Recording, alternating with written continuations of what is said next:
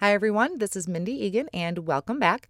In today's video, I am going to be showing this card that I created using the Floral Vase. I'm using the stamp, die, and layering stencil, and I really love how these images layer up together. Here's a look at the stamp set and also the stencil, and I'm going to be showing you a few features about that stencil later on in the video, but I will be using all three of the images on the stamp set. The reason for it is because these can die cut out and then you can layer these two smaller images onto your main image, which I thought was a really neat feature that I haven't done before with stamps. I placed these onto Neenah 80-pound cardstock, and I'm going to be stamping them in some Sandy Beach ink. This is a really light brown. This is from Gina Designs. The reason for this is because I'm going to be doing some ink blending, and sometimes I don't wait long enough for my black ink to dry, which can then smear. So to be on the safe side, I'm stamping these in the Sandy Beach, and this actually works really great if you want to do more of a no-line look. So that's a great color choice for that. Now here are a look at the stencils, and it's hard to see on camera, but they are labeled at the top of what piece this is going to give you color to on your image. So this first piece I'm laying down, I'm using a Make Art station just to use the magnets and hold this stencil down over the image. Right now, this is just the vase that I'm going to be coloring up. I'm going to be using Sea Glass ink from Gina Designs, and I'll be using a blending brush to apply this ink lightly. You can use whatever blending tools that you have. Right now, I have my Honeybee blending tools designated for oxides, so I'm using a different set of brushes to add the color.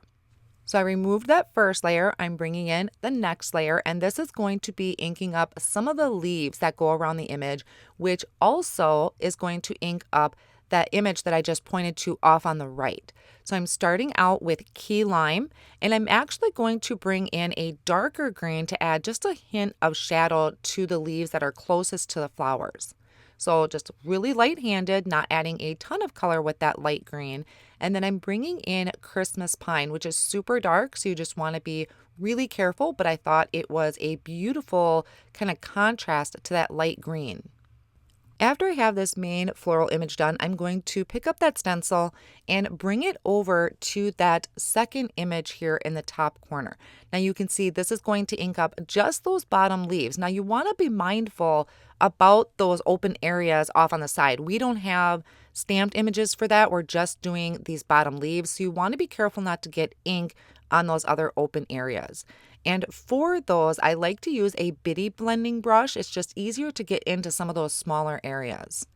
This next layer that I put on, this is the next stencil. This one is using Jelly Bean Green. I just wanted to have some different variations to my green tones. And to also kind of change it up, I'm bringing in Blue Lagoon. This is just a really pretty blue, just kind of gives it a different tone of green, and you can see how it changes the stem colors and also just another shadow layer to that Jelly Bean Green. Brought that stencil, same stencil, over to this first image here, this set of flowers, doing the same colors, same thing. The next layer of my stencil I'm bringing in is going to be inking up parts of the flower. For this, I am using a bright pink. This is Bubblegum ink, and these are really easy to line up. There are etched lines on these stencils that help you line up what's already underneath there. And it's hard to tell on camera, but in person, these are really easy to line up. After I did the bubblegum, I'm bringing in a little bit of Wild Lilac with a small blending brush. I loved how those colors came out.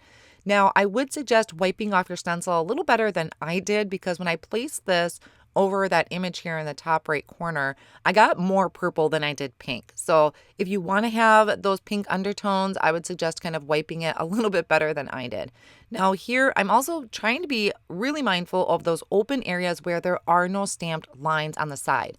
What's going to happen if you get a lot of ink on the edges is when you die cut this out, you're going to see that color. You're not going to get those really nice white crisp lines. So just something to be aware of. This stencil piece, same one, I also moved down to this bottom image here, which is just a smaller cluster of flowers.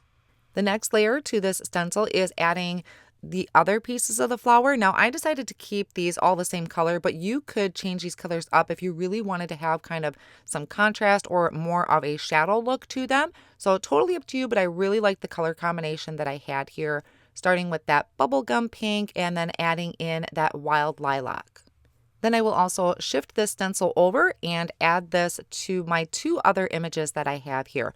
Now, I technically didn't need to ink up quite the whole thing of the vase because I did plan on layering these images on top, but I wanted you to see how it would look. And honestly, I kind of wish I would have left it because I really liked this no line look, but I'll explain more about that in just a minute when I get to the stamping piece again.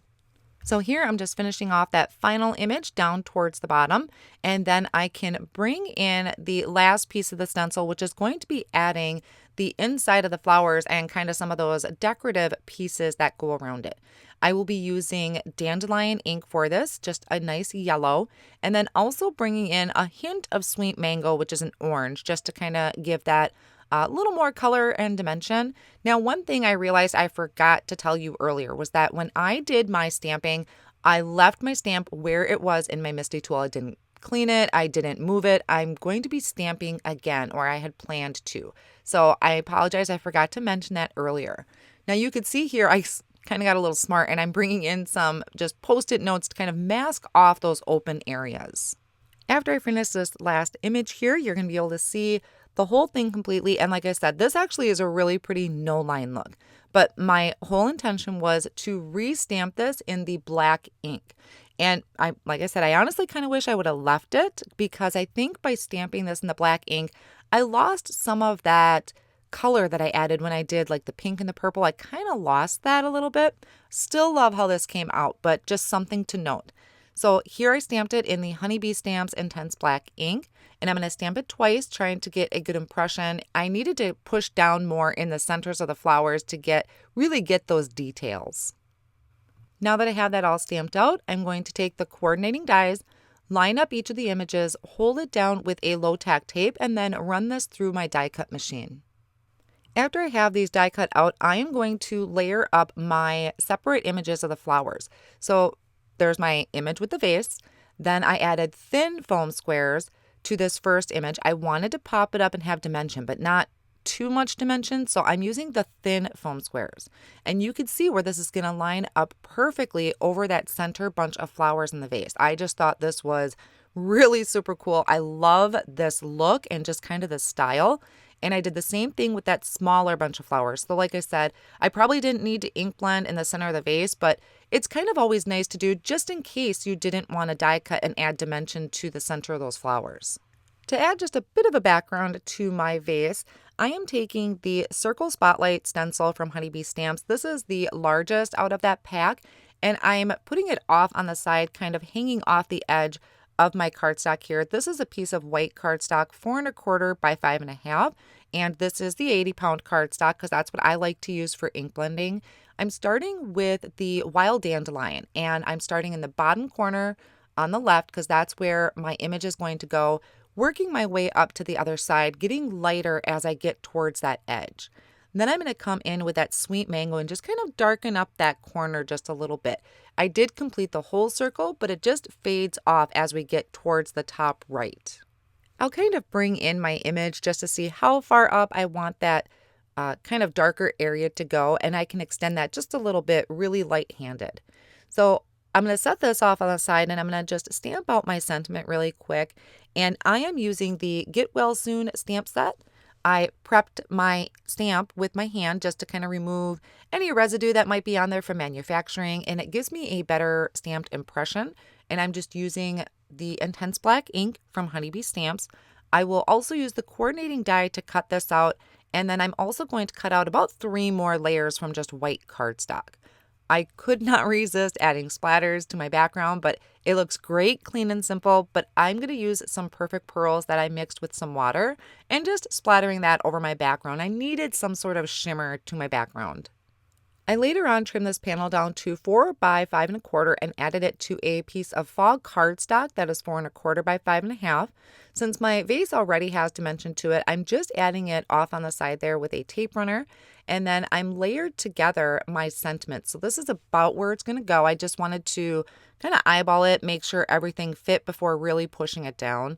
And then I'm attaching these additional layers that I cut from white cardstock with my tape runner. You could also use liquid glue, but this gives me a little bit more dimension to my sentiment, and I don't have to cut up foam squares into these tiny pieces. But I love how the coordinating dies for the sentiments really get in close to the words. Then I'm just going to flip this over and trim off any of that excess that may be hanging off the side. And that's going to finish my card. So this is something that you could use your stencil for. You could just color it up with your favorite coloring medium. But I really love how you can add dimension to that by die cutting out those additional images. All of the supplies used today will be linked down below in the video description. Thanks so much.